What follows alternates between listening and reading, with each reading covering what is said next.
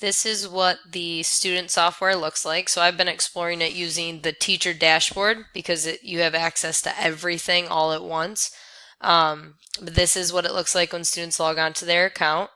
As I mentioned in the introduction video, I really like the design of it because it kind of looks cool. It's sort of like Facebook design. Up at the top here is where I'm focusing for this video for the media section. So the media is a fantastic support for them where they can go back to the videos. So you have all of the instructional videos and this is provided for them, all of them. They can jump around if there's something, if they're, say they're on block 6, but they couldn't remember something from a different block, they could even go to those. So it's really, really nice. They have access to all of that.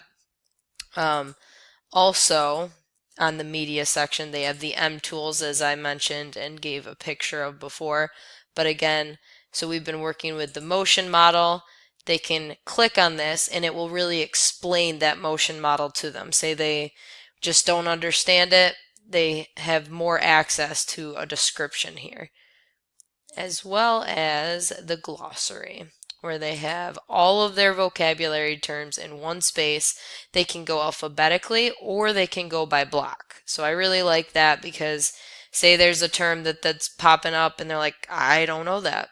Look it up alphabetically, but say they just want to look at their vocabulary terms before they explore the block. They have access to those as well.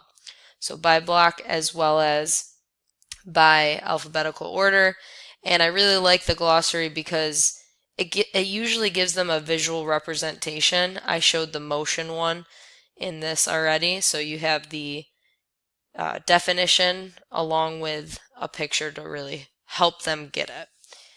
But this is the media section, and I find this to be very helpful for them whenever they're struggling. This is always a go-to for me to be like, well, did you check out your media section? Did you go to your M video, your M tool, or your glossary to try and get more support on your own before you ask?